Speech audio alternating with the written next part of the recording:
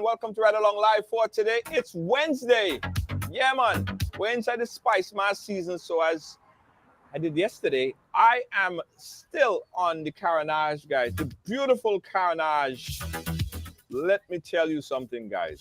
If you've never been to Grenada and you're somewhere outside, you're watching from Australia, the United Kingdom, wherever you're watching us from, book a flight and come down to Grenada.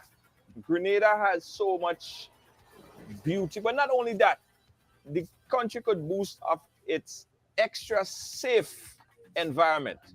So book a flight and come down, especially this time of the year, guys, because we're in the Carnival season. We're in the Carnival season. So I am here now on the Carnage, and I'm looking at the sunset, and I'm looking at everything, and I'm just like, yo, I want to make some of all you feel jealous. Yeah, I want to make some of all you feel jealous. So yesterday, what I did was I put a drone up in the air and I flew around the Carnage. And somebody called me and it was drooling. Literally. Yeah, drooling. But I promise you guys, I'll do it again. Tomorrow will be part 2. And this time I'm going up on the 4th and I'm sending the drone all over. Right? Exactly. Ali George, how you doing? Hey, Kibbs, how you doing, guys? Lacey J, thank you so much. Spice Queen. Spice Queen, a bad mind. Oh gosh. I'm just trying to give all you, a taste of what all you're missing. That's all. Anyway, guys, joining me today is ACP Ronnie Cohen. He is responsible for crime in Grenada. And we are going to talk about everything that's been happening, all the reports, all the information that you've been hearing. A lot of it are rumors. So we're going to get the facts behind the rumors that you've been hearing. And there's no other person that could give us the actual breakdown and information and clear all the talk and craziness that's been going around. Then, of course, the man himself, you know him, you love him, ACP Vannie Cohen. My brother, how are you? I'm very well, Junior. Good evening to you. Good evening to your viewers and listeners. I am just happy to be here to be able to dispel some of the myth that is out there and to set the record straight as crimes in Grenada is concerned and the safety and security of our country. I want to join you in saying so that the people that you're inviting to Grenada, I am partnering with you to ensure that we keep them safe while they're here. Invite them, Junior. It's my task to make sure that they're safe while they're in Grenada so they'll keep coming back. Nice. And let me tell you, you are doing a good job. Your team, the RGPF, is doing a good job. Whether just, the team, the police just patrolling, just walking. And funny enough, Grenada is one place that the police would stop and have a chit chat with you because they're from the community. It's friendly policing, and I love that. So all the talk people have about the crime and stuff, which you're going to dispel and talk about, Grenada is such a beautiful place, and it is a sight to see and a lovely place. But let's start, Vannie. Oh, by the way, Vannie, I realize as well that you have a whole Ride Along fan base. It seems as you have a whole Ride Along fan base, Junior, I've been serving the country now for a number of years. I met a number of people over the years. I'm always willing to I always listen, willing to help, willing to support. So I'm sure over those many years, people will come to appreciate what I have done for Grenada. Not for myself, but for my country. You are doing a great job, Vannie. You're doing a great job. So let's talk about reported incidents of crime here in Grenada, and they have been talk, right, that they are they have been an increase in gun violence in the island. Speak to that. Is there really an increase from the police perspective? Is there really an increase in gun violence, and where is this information coming from, or where these guns or increase in reported acts of gun violence coming from? Well, let me answer you by start saying, Junior, that we pay attention to the facts, we pay attention to the data, we pay attention to the statistics. I have heard quite a lot of things being bantered about in Grenada and elsewhere as to the state of crime in Grenada and where we are as a country. I am not perturbed by what I'm hearing. I pay attention to the facts that we have unearthed over the last several months. So let me give you some statistics as it relates to guns. I want to report for the first half of 2023 and compare the first half of 2023 to the first half of 2022. Yes. In 2022, January to June, we have had 16 reported cases of guns. For 2023, for the corresponding period, that number moved from 16 to 31. One may say that there is an increase of, or the number has almost doubled. We have to ask the question here, is there an increase in gun, or are we just finding more guns that were always present? And that is what we're working now to confirm. It is true that we have seen more gun activities in 2023, the first half of 2023, than we have seen in 2022. We've confiscated more guns, we've confiscated more ammunition in 2023 than 2022. But let me be quick and hasten to add, Junior, out of all of the gun talk that we have been dealing with over the last couple of months, we're going to get to the state of crime in terms of murders. We have only had 2 of our murders that were committed by guns. Yes, we have seen some shootings that has taken place. A few people were injured or wounded by gun. We are fortunate not to have had more deaths by gun, but at this point, we've only had 2 gun-related deaths.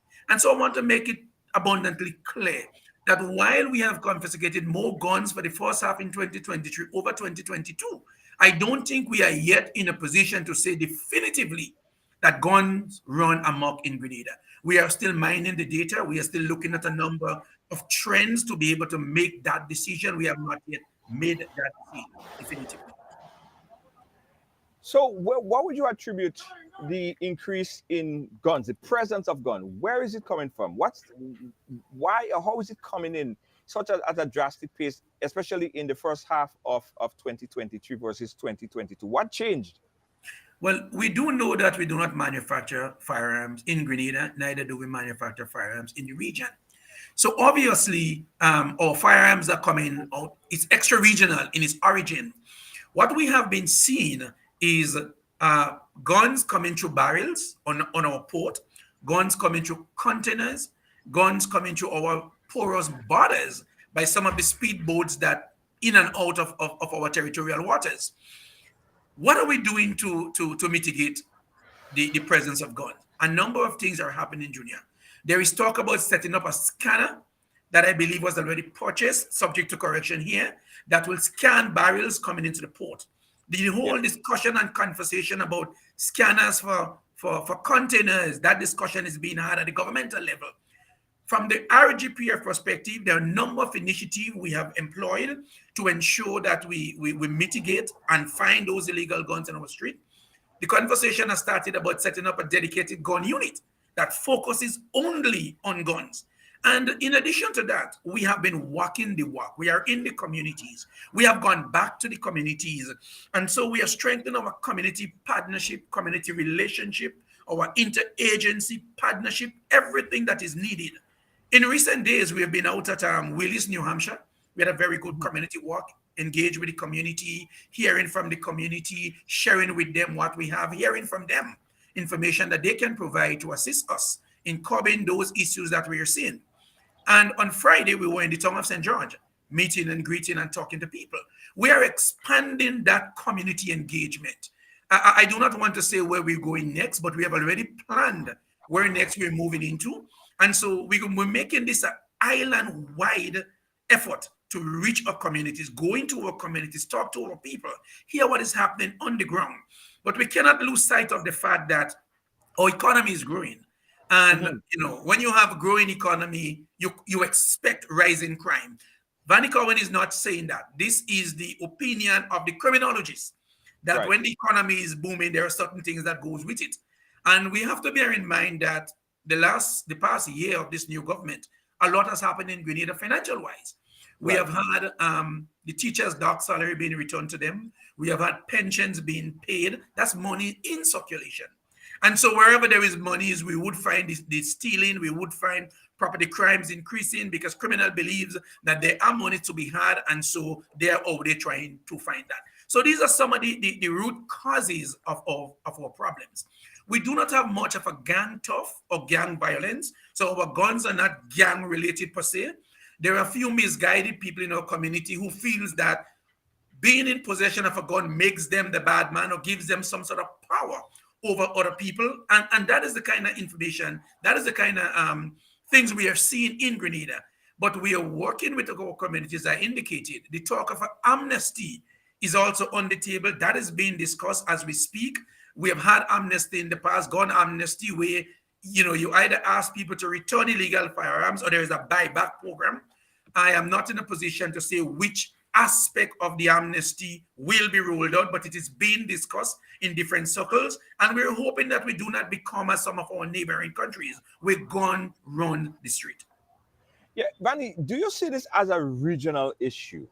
Because we saw in Viewfort in St. Lucia recently, there was an upsurge of gun violence where a few people died over that weekend. We saw gun violence that took the life of 5 individuals in St. Vincent and the Grenada. That's right next door. So is it been looked at from the RGPF as a regional problem and trying to solve it as a regional problem, or just isolated between the islands? That's an interesting question, Junior. We cannot approach not only firearms, we cannot approach any crimes in isolation of the region. And so there is this regional trust, there is this regional organization and bodies that are working together. And you're right, gun violence is a regional issue. I have seen and heard in social media the outcry of some of our people, lambasting the RGPF and talking about, listen, Grenada is not an island that is somewhere in Mars or in space. We exist within the confines of a Caribbean region. And so what is happening in the region will soon get to Grenada. We are fortunate enough, employing all of the strategies that we have, to still be at the low end, the back end of the escalation of guns and crimes. But it is happening in the region, and sooner or later, it's going to end up on our shores. There are regional efforts to curb crimes. In fact, there are information sharing, there are data sharing, there are quite a lot of initiatives that are happening in the region. So what is happening in Grenada is what is happening in St. Vincent, in St. Lucia, in Dominica, in Trinidad, in Jamaica. It is regional in nature. And so the response to it must be regional, and the response is regional. We share all of the crime information that we collect here with the region. They collate and they disseminate. So the region have a picture as to what is happening in each individual country, and the approach is regional in nature as well. Yeah, and it's important that, because I remember when the incidents happened in Viewfort, we had regional security system that went in St. Lucia to try to figure out the problem. And what is obvious is that all these countries are seeing an upsurge of some sort of influx of, whether it's gun violence or just the presence of gun, and it's happening at the same time. So there have to be something from a regional perspective that could fix that should be looked at to fix the problem. And I think, as you said, looking at it from a regional perspective, that is the way to go. Yeah, go ahead. Junior, if you don't treat it that way, I know you may have heard of the balloon effect. If Grenada is succeeding in gun violence and we squeeze one end, it's going to pop up somewhere else. And if St. Vincent's squeeze, is going to pop up somewhere else. So if all the islands of the Caribbean do not come together and squeeze together, and ensure that it pops up. No way we'll forever have that problem. Thankfully, we are doing what we need to do as a region. We have RSS that coordinates quite a lot of our responses to firearms. And that's the approach. That's the only way. It cannot be Grenada on its own. It cannot be St. Lucia on its own. And just to add to what you were saying about St. Lucia, yes, Grenada has had to have, I think it's 3 or 4 deployments of our own resources into St. Lucia to help St. Lucia deal with the situation that they experience. We are hoping that we do not have to ask the region for help in Grenada, because when that happens, it means that we are overwhelmed, it's beyond our control in the RGPF, and now we're seeking regional help. We are on top of the situation as we speak. We don't like where we are, but we're doing everything that is possible to ensure there is no escalation and we do not have to reach out for external assistance. Shamika Kweweke, I know I'm messing up the name, but the question, she's saying a lack of jobs and rising food prices, rising poverty can cause increase in crime. Do you see that as a fact? Do you believe that is attributed or contributing to the rise in some of the violence or just the presence of guns? Junior, she's absolutely correct. Let me say something that I didn't want to have to say, but I want to make the point. I am currently at the back end of completing a master's degree in criminology. And the literature that I have been exposed to suggesting that crime is the end result of socioeconomic issues. Crimes is as a result of, and there are a number of things that are listed: unemployment, unfair treatment, lack of housing, lack of opportunities. There are various reasons why crime rises, and she's absolutely correct. Those are some of the causes of rising crime. Now, notice I'm not attributing what she say to Grenada specific, but she's correct that those are some of the issues that is responsible for the rise in crime. A number of factors are responsible for what we currently see. And I believe different government agencies need to do what they need to do to understand the problem.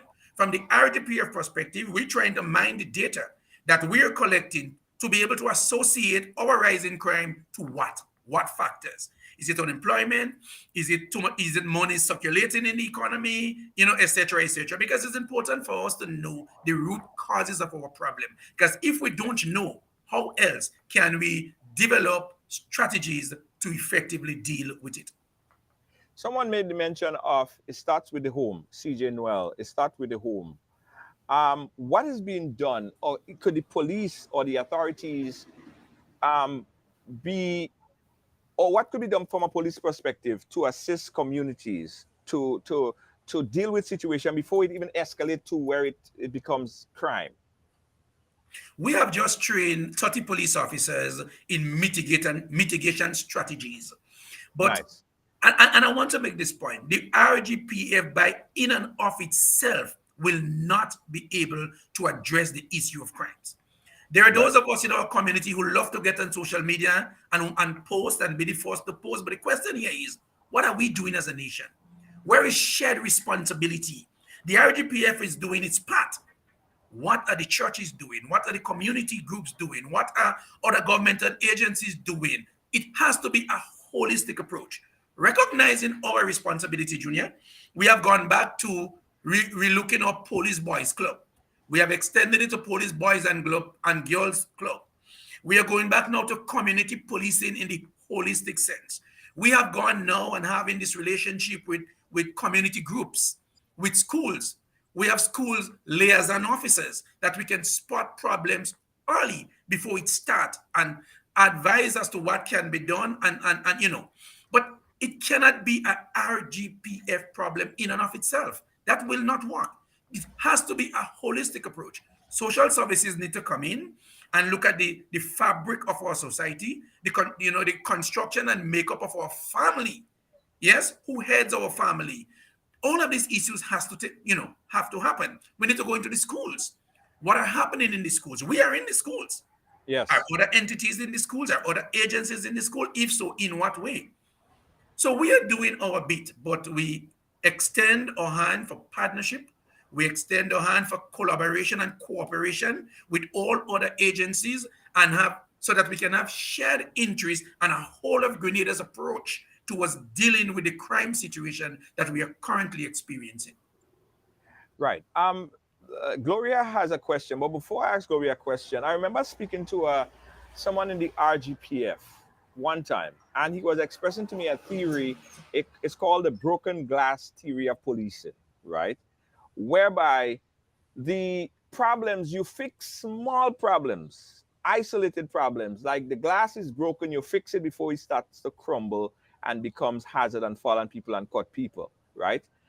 Does the RGPF look at it from that perspective by covering small problems, like even like profanity, or even like petty larceny and other small things, correcting those issues so that it doesn't escalate into bigger things? Do you embrace that broken glass theory of policing? Absolutely. Because if we don't, and let me give a specific example as to how we're treating with the broken windows theory. Broken Now, window theory. threatening language is something that we see quite a lot of. In fact, our increases for the first half of 2023 largely increase in this area of threatening language. We no longer, if the request is for a warning for a threatening language, we no longer come to your house and warn you, Junior. We ask that you come to the station, we detain you. In other words, we are showing that we're treating with threatening language as seriously as we can, because you will be surprised to know one of our mothers started with a threatening language. Yes. And so we squeeze on the threatening language in the most profound way that we can. We deal with it as seriously as we can to ensure that it doesn't escalate. Because if you take these small matters lightly, these are the matters tomorrow that becomes the impetus, the trigger, the catalyst for bigger crimes. So yes, we treat with it. That's why for Carnival, we talk about zero tolerance policy. And what that is. Whereas in January, we may find you with a knife or a cutlass, and you may give some sort of explanation that might satisfy us, and we may allow you to go. For Carnival, zero tolerance means once you are caught with an offensive weapon, you will be charged. There is no discretion here. Automatic charge. Whether or not we will prosecute you, we will look at the overarching reason why you was in possession of that, but you will be charged. And this is the message that we are sending. When violent crimes tends to be taking root, we cannot meet you with a cutlass and knife and say, okay, give it to us, go on, don't do it again. That is not happening. You are going into custody. You will be charged for it. The threatening language, we're not coming out to your house and say, well, somebody reported to you that you threatened them. We ask that. No. You will be brought into the station. You will be detained. You will understand the seriousness of what you're doing and the possible ramifications for your action. So that is how we treat with the broken windows theory. We take the small matters, the minor petty crimes seriously enough with a view to preventing them from escalating to become bigger issues that we'll have to deal with. Yeah, guys, we having this conversation here with ACP Ronnie Cohen, but I also want you guys to participate in this conversation as well. It is for the whole entire community to benefit, right? And I must say that, and I continue to say, and I reiterate that Grenada is a safe place, right? There are no, I've been here for about 3 weeks now, and I haven't seen as much as an arrest. I've walked down the street, I see police helping a old lady across the street. And that is the kind of place that we live in. So Grenada is not that place. We're not talking about there is this kind of crime-fested place where people should be scared to come. It's nothing like that. But at the same time, one crime is far too much. And ACP Vannie Cohen and his team is ensuring that none of this gets festered. And I endorse that. I sincerely endorse that 100%. And I just want to say, Vannie, I tell you, your team of police officers, I mean, sometimes when things happen, I come out and I talk about the RGPF and things. But I've really seen that, the police officers, a lot of the police officers are really coming out and actually doing their job more so than before. I don't know if you had a conversation with them or anything changed, but It's better. It's much better. No, we have to. I mean, the peace and tranquility of Grenada is what we pride ourselves on. We go all over the world, boasting that we have one of the lowest crime in the region. We have one of the safest destination in the region. But we can't just keep talking that. We have to walk the talk. And so from law enforcement perspective, we are doing everything possible to ensure that we, the enviable position that we have, that we maintain it. I have been, Junior, I go out quite often on conferences and training, and people ask us, how do you do that? What do you do to keep your crimes down? Why there is no violent crime in Grenada? Why your crime rates are so low? And, I say to them, because we are still close to our community. We have moved away in the last couple of years, and that's why I said to you earlier on, we are getting back. We are coming back into the communities. We're partnering again. We're part of the community. And I believe that is largely what is responsible. But from law enforcement, Junior, I must say this here, and I want to hasten to say this. Sometimes I think I see too much criticism, not of the RGPF, but I see too much criticism from Grenadians who have nothing positive to add, but always find the negative about the RGPF, the negative about the country, the negative. And sometimes I ask myself, have these people ever contributed one thing positive to the development or the safety of Grenada? I mean, I came from CRD, and I think everybody knows that. And Junior, we have been begging, you see something, say something, call us, let us know. And, there are a few people who call, and I want to thank them for that. The vast majority of people, they are more contented with taking a picture, putting it on social media, getting on social media, being critical. That energy that you use to criticize, if you channel that energy into being positive, working with law enforcement, I am sure we can boast that we can have lower crimes, we can have safer communities. As I indicated before, it's a whole of Grenada approach. It is useless to sit and say, well, you're being paid to do that. Yes, I am being paid to do that. But if I don't do it right, or if you don't help, who is affected is not me alone. You are affected too. Our country is affected. Our children is affected. Our way of life will be affected. And so I am appealing to our population that it has to be a whole of Grenada approach.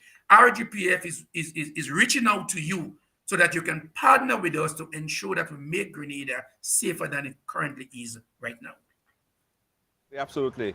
Vannie, let's talk about the unsolved crime. Now, I must say that the RGPF is ranked in the 90-something percentile in resolving violent crime. I mean, you guys, nothing past the RGPF. It's very unlikely. Nevertheless, some fall through the crack. At this point, there are a few unresolved crime that people are talking about. What could you tell us about, first, let's talk about the one in Carriacou, the incident that in Carriacou with this young man. What's the update on that? Let me first talk about our solving rate. Junior, not that only our crimes are low or among the lowest, our solving rate have also been among the highest. Yes. So while we are at the bottom in the Caribbean when it comes to crime, we are at the top when it comes to solving. Last year, we resolved 77% of all crimes reported in Grenada. And that is significant when you compare us with the region. We are solving our crimes. Because again, as I indicated, the good working relationship we have with some members of the community, right? But to be specific, the matter in Carriacou is still unresolved. Unresolved to the point that it's a solved matter. It's a closed matter, meaning that we have a deceased, we have a perpetrator, we know who has committed that crime. We have not yet apprehended the suspect in question. We are working with our regional and extra-regional partners to be able to source the whereabouts of the individual and have him returned to Grenada. So this matter remains outstanding, but resolved. Because there is a difference here when we talk about resolve, it's a matter that we know who commits the crime, we could make an arrest, but the person or the suspect is not available to be arrested. Okay? So that matter is outstanding, but it is solved. Right. Right? So the RGPF is of the belief that the perpetrator in this particular crime is no longer in the state. Right. That's our conclusion, and that is definitive. He's not in the state of Grenada, and he is out of the jurisdiction. We've had some leads that we're currently working on. We've reached out to our regional partners, and we continue to work with them with the view of him being returned to Grenada to answer the charge that we have prepared against him. Right. Okay. What could you tell us about the John T. Robinson incident? Well, I have heard so much about this incident, and maybe I should hasten to say, Junior, we have expended more resources in John T's case, perhaps, than we have done in any of the other murder cases that we have had. I can tell you tremendously. Hold on one second. Stuck a pin right there. Why? Because the other matters were easy to resolve. That's one. Okay. Two, because of all the attending circumstances that involved in this case, it has gone international. We want to be able to solve that case. We want to restore Grenada's good name, and we want to ensure that, you know, safety still resides here, and that the RGPF will leave no stone unturned. Okay, when we and there's another reason for that, Junior. When this crime was committed, we acted on a particular theory based on information that we had, and then that had to change because of additional information and evidence that we received.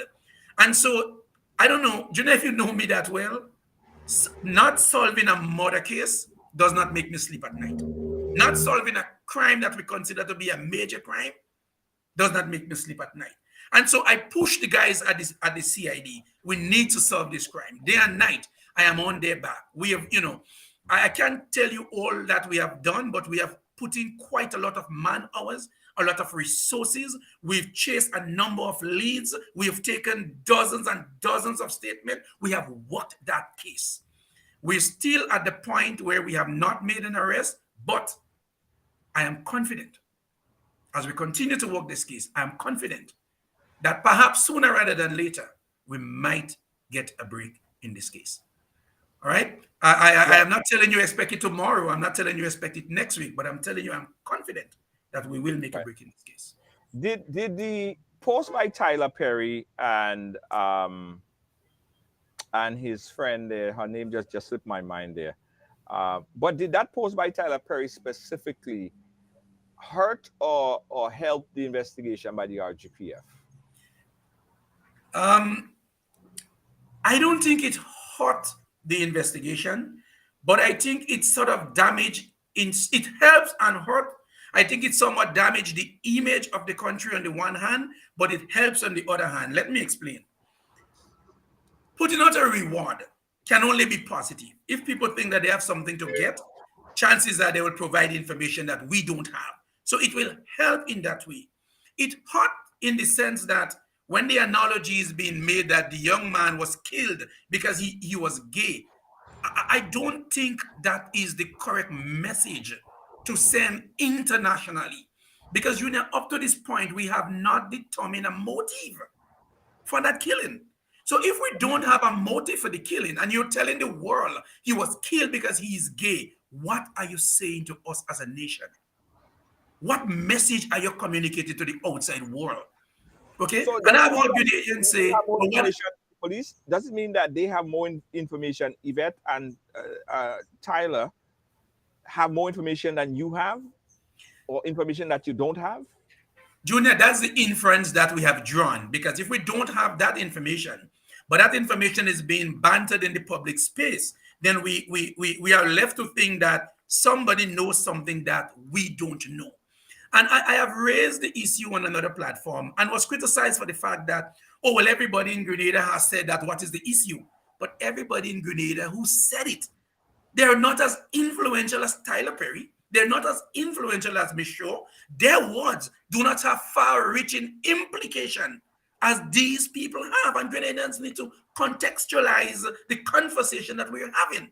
Somebody in Grenada saying he died because he's gay, and somebody who is as influential as Miss Shaw saying he's died because he is gay. That's two different platforms. That's appealing to two different sets of people.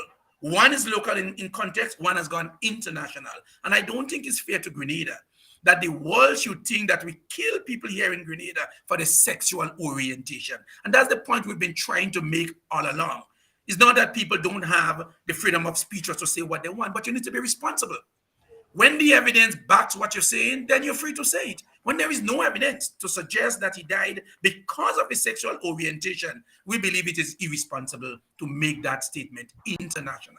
And that's all we've been saying. Did you speak to Ms. Shaw or Tyler or anyone close to, because this information was in, I think, People's Magazine. I mean, it is now out there on the international front, on newspaper, magazine, tweets. It's probably an MSNBC. Did you, the police or the government or anyone in public relation, I don't know, got a chance to speak to Ms. Shaw or Tyler Perry? Junior, not as yet, but we have mandated or investigators to try to reach out. They communicated to us through a third party as it relates to the reward that was put out, and I think that's a positive gesture. They reach out to a third party, and so we're reaching out back that route to see if we can create some sort of linkage, some communication with them, whether or not they have information that we don't have that they're willing to share with us that can assist us in our investigations. I don't know what the motive is. I cannot tell you that these people mean bad. I don't think so. I don't think that that's what it is. But it's just that the information indicated. It is in certain magazines and certain platforms across the world. The world are viewing us in a particular way. And the question is that false? That the world here because of its social. Yeah. Okay. Well, we sort of lost you there. Vannie. Your internet kind of dropped a little bit, guys. But we're speaking here with ACP Ronnie Cohen, and we're talking about crime. And we yet to speak about just basic preventative measures that everyone needs to implement, especially for the Carnival season. As soon as we get Vannie, we'll continue the conversation. Vannie, are you back? Okay. No, we're not hearing. Okay, do me a favor, Vannie. Just go back out and come back in, and it should resolve the problem. All right. Again, guys, chatting here with Vannie Cohen, giving you guys an opportunity to chat with him as well. If you want to call in, the phone number that you call is 718-701-5720. That's 718-701-5720. And it's important that we see policing, guys, as not just the RGPF, right? I think that we as individuals, family members, friends, we too could help this, because if you're going out to a party, I had somebody on hold for a very long time. I'm sorry. I had somebody on hold and I forgot I had someone on hold. Let me take this call. Caller, live, where are you calling us from?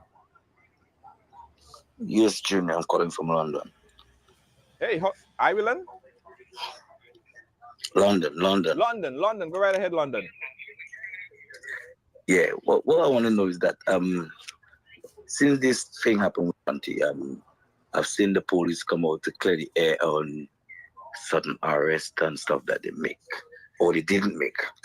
But I want to know, since when the police folks come out to clear something, it's a rumor, and they have nothing to worry about or hide, why they coming out to clear certain people's name? I mean, is it because of who it was? You understand what I'm saying? Right. Because I see other people get arrested, or this, even the case of one time it was Randy Isaac. I never seen the police force come out and clear Randy Isaac name and say this, and that wasn't the case. You understand? Mm-hmm. So I'm just figuring out, why is it because it was Mr. Redhead that they come in to clear names, and you know what I mean? Right. If it's a rumor, let it be a rumor. Right. I want Vannie to come back on so that we could pose that question to him. Another question that of concern that someone messaged and wanted to ask is that a lot of times when you see posts by the RGPF, sometimes they may have a situation, a crime that's posted, or someone stole something or some drug incident involving marijuana, and you see the picture of the individual posted. But in some cases, when you have sexual offense, especially when you have people in high position that's involved in sexual offense, oftentimes they don't get posted. Oftentimes we get called for not posting the individual, but really and truly it's not our fault as a media. I think we have Vannie back. Vannie, are you there? Yes, I am back. Okay, good. Perfect. All right, so we have a caller on the line, Vannie, and he's calling from London. A caller, pose your question one more time. Well, what I wanted to know is that with the case with John T, I've seen the police force came out to clear Mr. Redhead name, stating that they did not arrest him and such is the case.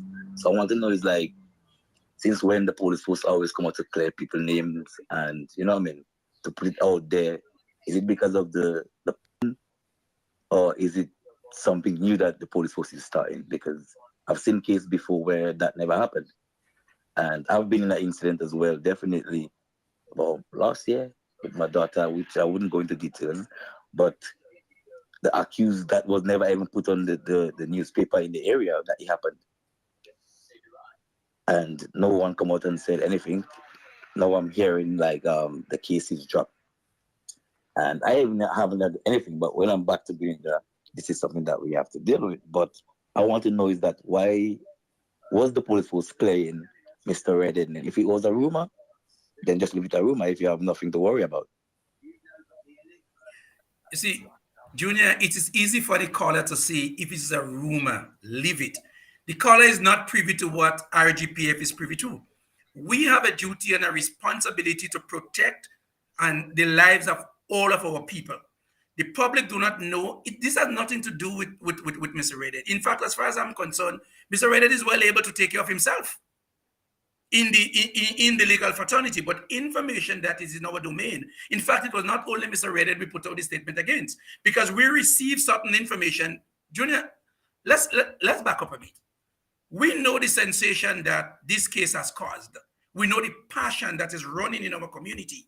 And when we put the names of two people out there who might or who is likely responsible for the individual's death, and then we start unearthing information that threaten the lives of these people, we have a duty and a responsibility to say to the public, we do not have any information that these two people were involved, because we have a duty and a responsibility to protect the lives of all people. It happens to Mr. Reddy now on this occasion. It could happen to somebody else tomorrow, and we will put the information out tomorrow. So I just want the public to be guided by, we don't take sides in what we do.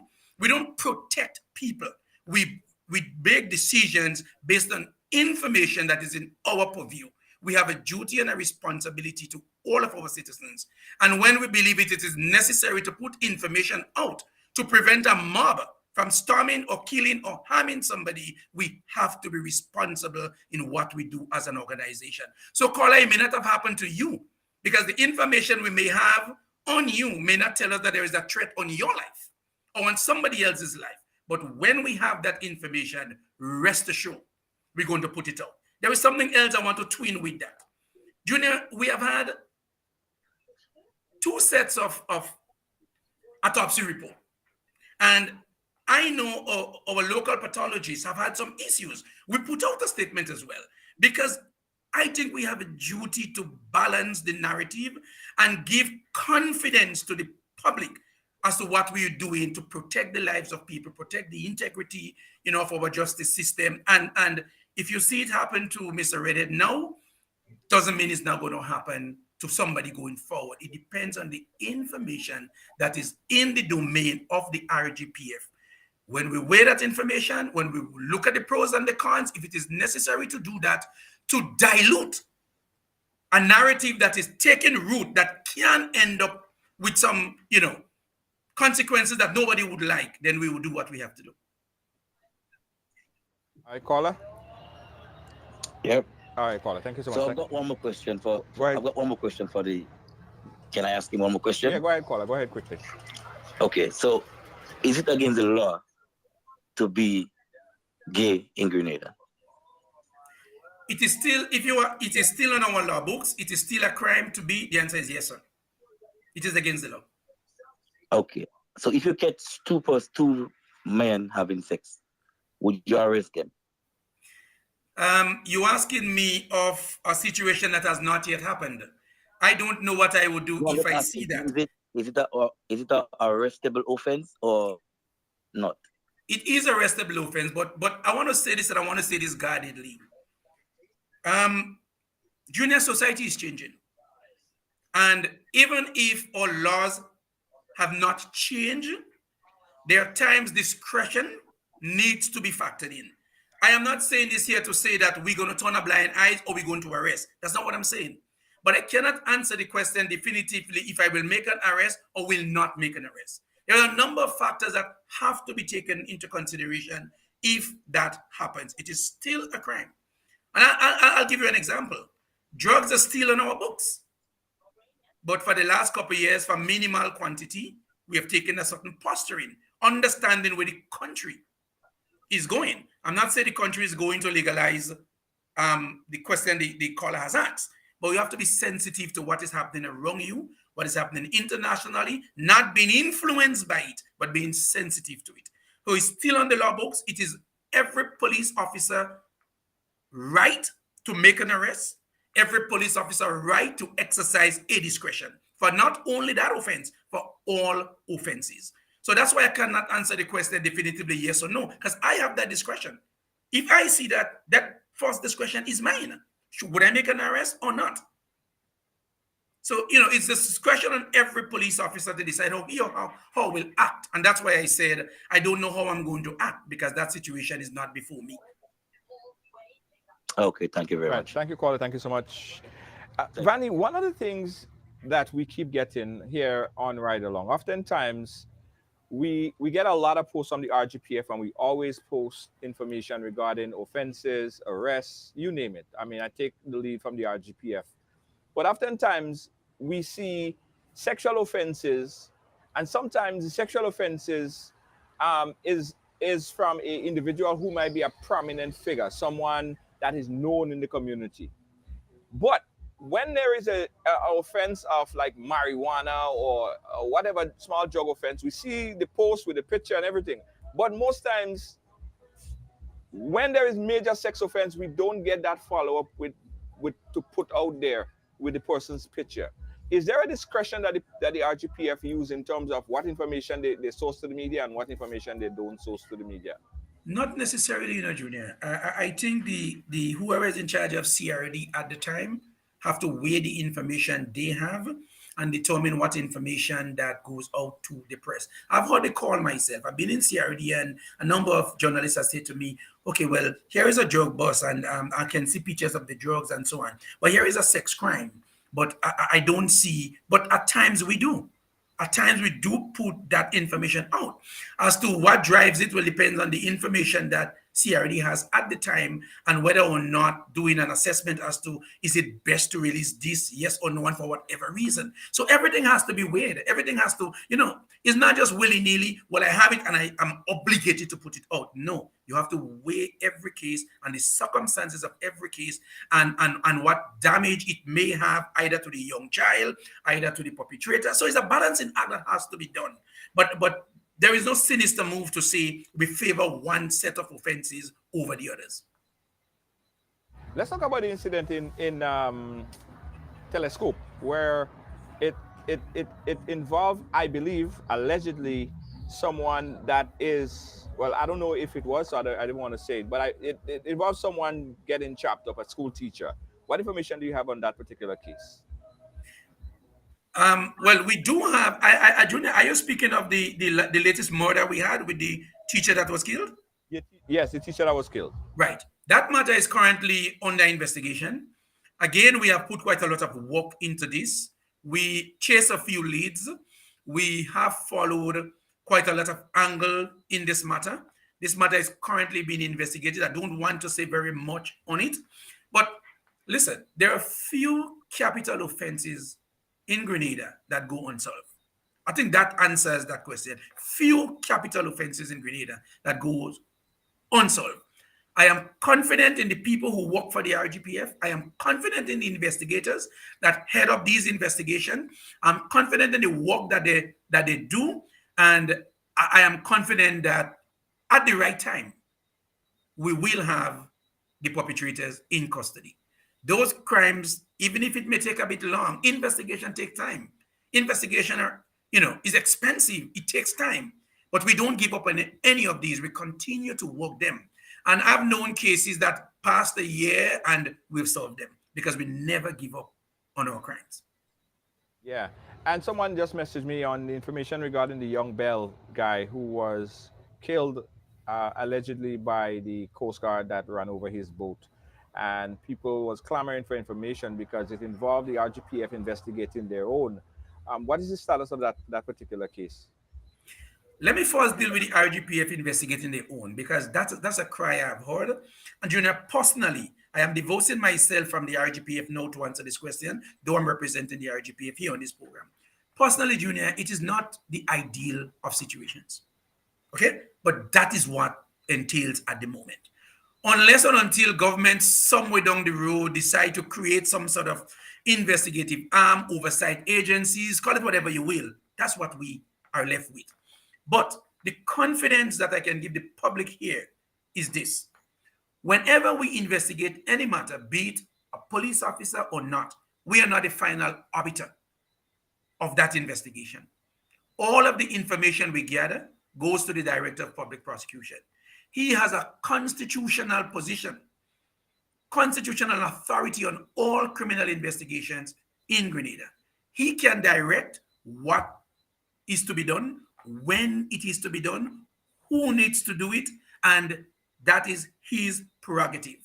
Now, we have seen several police officers over the last years being arrested and charged for several offenses. We investigated those. The police investigated those. We have police officers serving sentences now in Her Majesty's prison. RGPF investigated those. We have police officers in suspension charged for criminal offenses. RGPF investigated those. So I just want to make it clear that though it may not be a comforting situation, we've always tried to be transparent in what we do, and the DPP has that overriding responsibility to direct and control what we do. Now, to get to your specific answer. In the Bell matter, unfortunately, this young man had to die, and it's really unfortunate. A young life gone too soon. And I still say sympathy to, the parents, his friends, and everything. But when this matter started, Junior, there was a call for justice. There was a march for justice. And I applaud that. I had no issues with that. Everybody deserves justice. These family were not less than anybody else. And so them march for justice, fine. The matter was investigated. We brought in external investigators to assist in that investigation, and the matter went to court. Justice happens in the court. Justice don't only happen with the police investigation. The matter went to court, and there was a coroner's inquiry. And the coroner's inquiry determined that Mr. Bell died by misadventure, meaning that there is no culpability on anyone's part for Mr. Bell's death. Now, if we're asking for justice, the police did not sit in the jury box. There were 9 people among our peers who sat in the jury box and made that decision, not the police. Yet after the decision was made, we still hear there was no justice. So I'm asking the question, what really is justice? Is justice a decision in your favor, or is justice the ventilation of all of the facts in a matter and a decision being made by a competent authority? That's my view of justice. The family of this matter, I cannot provide any legal advice to them on this platform, but they're well within their rights, Junior, to follow all the legal avenues that are open to them. And there are some legal avenues open. I don't want to talk about this here. I don't provide in those advice here. But we did all that we had to do. We were so transparent in this matter that there are some aspect of the investigation we thought, don't touch this. Let some independent person come from outside. For instance, we brought in independent marine experts to look at the Coast Guard, look at the situation, do that part of the investigation. Because as you know, this incident involved a boating incident. And so we did not want to investigate that part of it. We brought in experts from outside. We brought them in to testify. They had nothing to do with the RGPF. I say all that to say, even if we investigate or we lead in the investigation, we've always tried to be fair and transparent. Yeah. I think those are I can think about off the top of my head. I don't know if there's any additional information that you would want to touch on. I know we had a call that came in and we lost it. The Bell case, yeah, that's all I can think from the top of my head. What new has been implemented for this Carnival season, Vannie? What could you tell us? Junior, there are some overt strategies and there are some covert strategies. I will not go into some of the covert ones, but I just want the public to know that for all of the major events for Carnival, there will be searches. You can bet your bottom dollar that when you get to that entrance gate, you will be searched. That is to ensure that people can come to activities and have a fun, feel event without the fear of crime, without somebody sticking a knife in their back or something of that sort. The flames that we have been seeing, Junior, this is prohibited, and we will be clamping down on it in all of the major shows. I'm sounding the alarm here now. We are zero tolerance.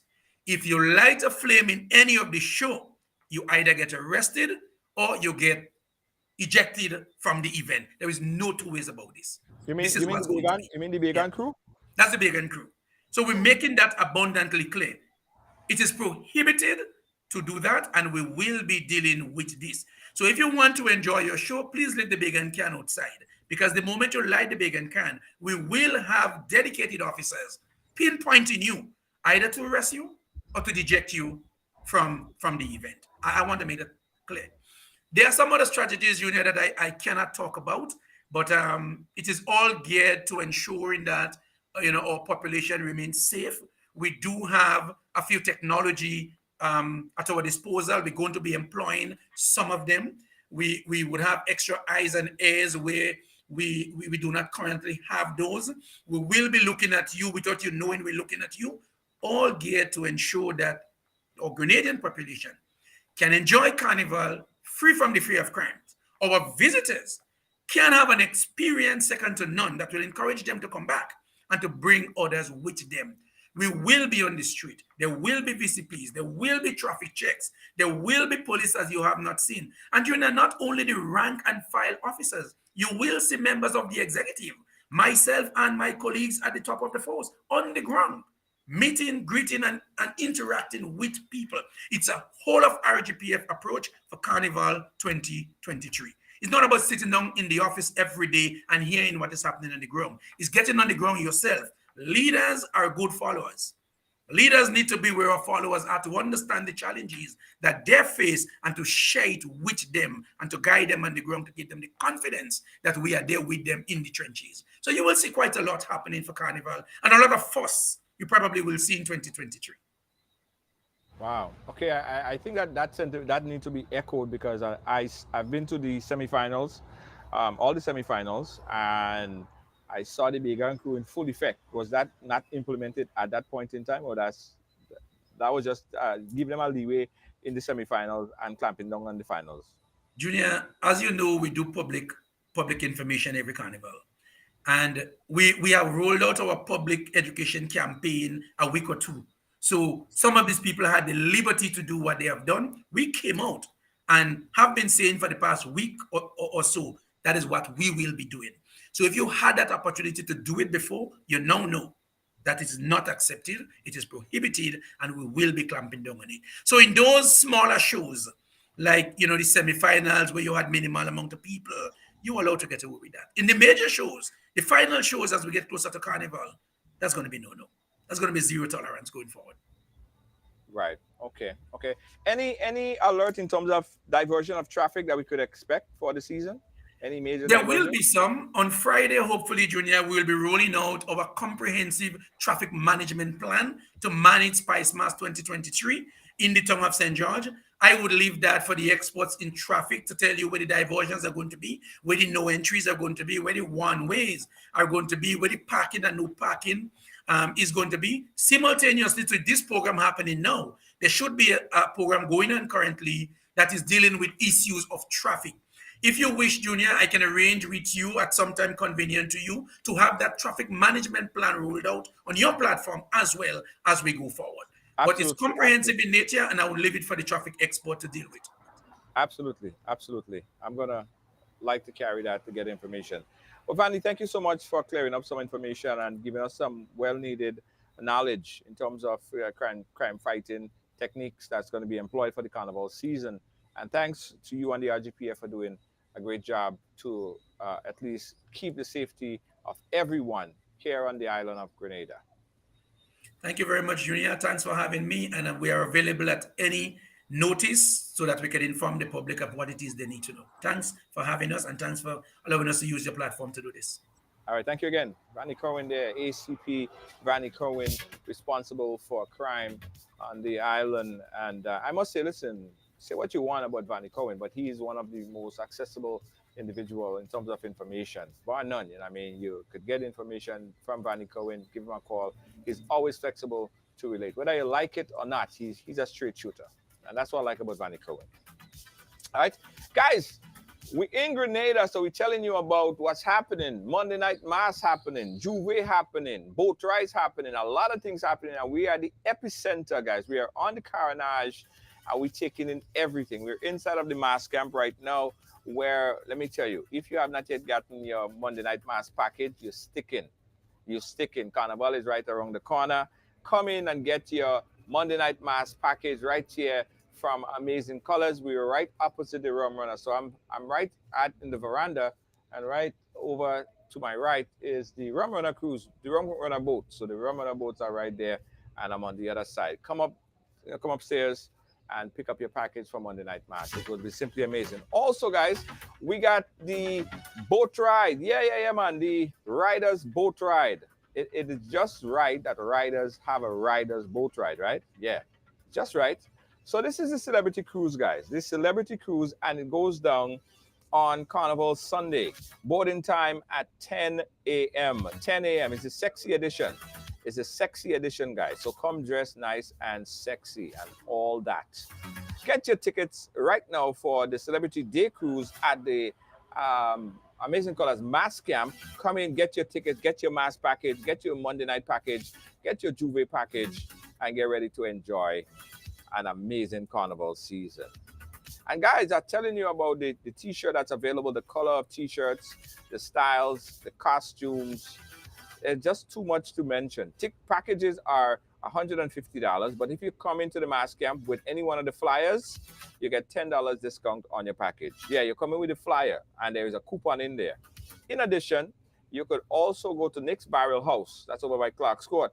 And if you buy 6 or more Clark's Court Amazing products, you get $5 off. Right? So head over there, get your amazing product. You know, amazing colors. You know, they fit together like a glove. So check it out and hold on to that flyer, guys. It has some real good coupons in it. All right. Let's take a quick word from our sponsors, and we'll be right back.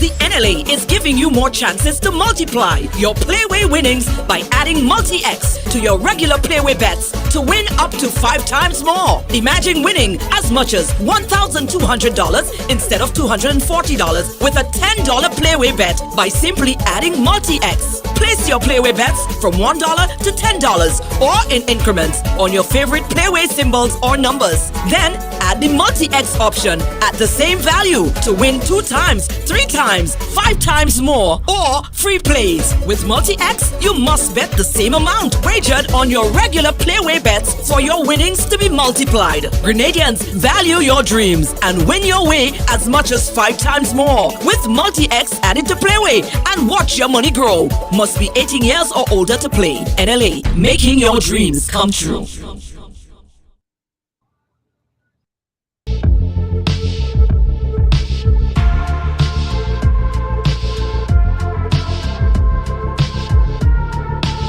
Spice Out, call Grenada. Join us every Sunday at 7 p.m. Grenadian time for our weekly educational program on Grenada's history, heritage, and culture. Stream live on our Facebook page and YouTube channel, Island Learning Grenada.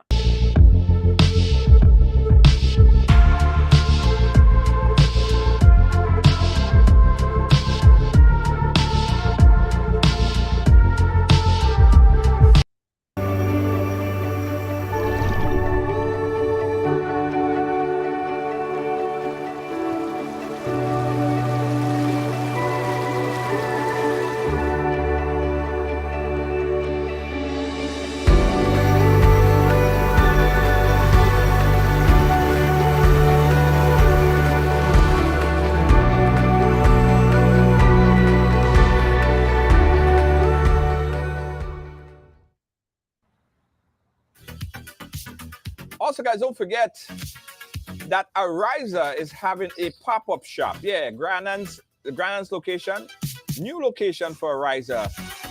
It's gonna be Grenada, and they're having a pop-up shop on Friday. This Friday, guys.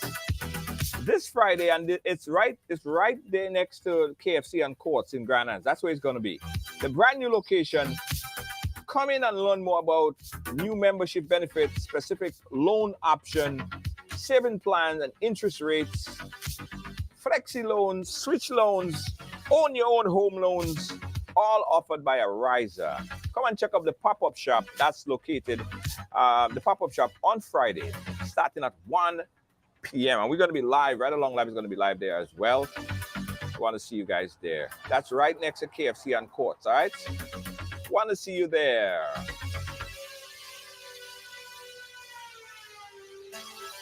Also, guys, we're telling you about the Mr. Killer VIP in amazing colors. Mr. Killer VIP in amazing colors. The packages is extraordinarily amazing. It's amazing.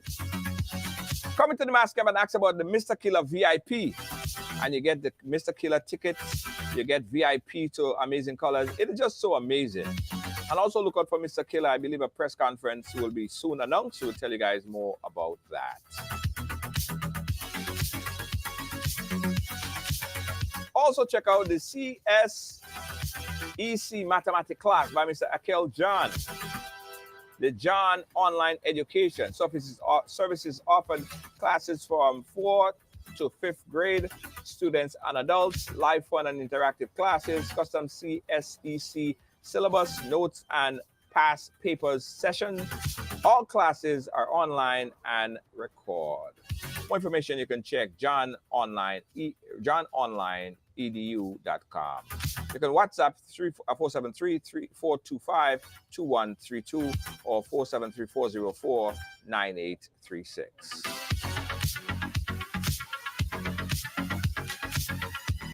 It's the 4th edition of Hubbard's Live Free for 1 year promotion. Cuatro Punto Cero.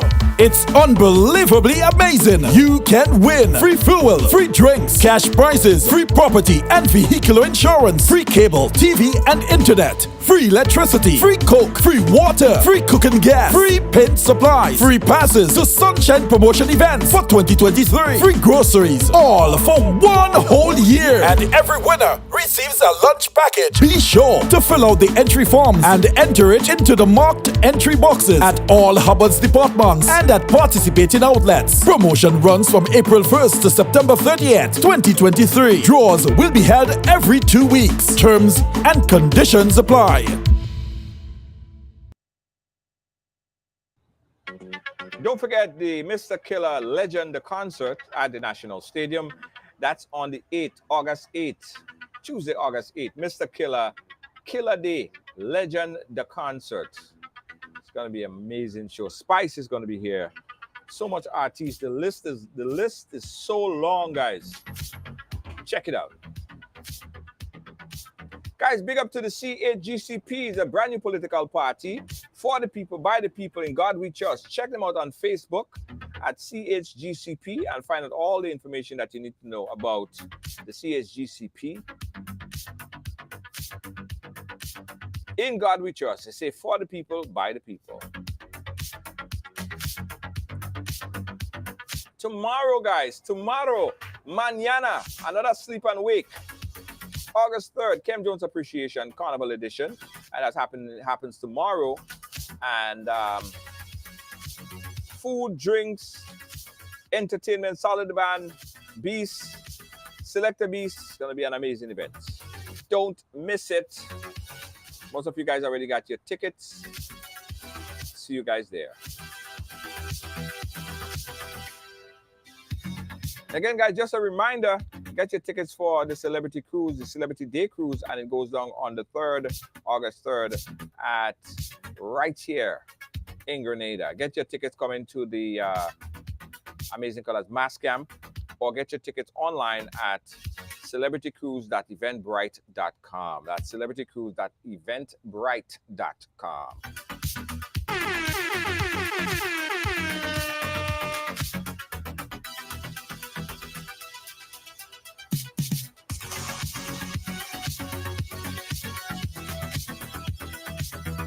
Guys, that's the link where you can get your tickets for Celebrity Cruiser online. That's the link. We just put a link in the chat. That's where you can get your ticket for Celebrity Cruise. And if you want to order your Monday night package online, you can go to mnngrenada.com. We just put the link in the chat.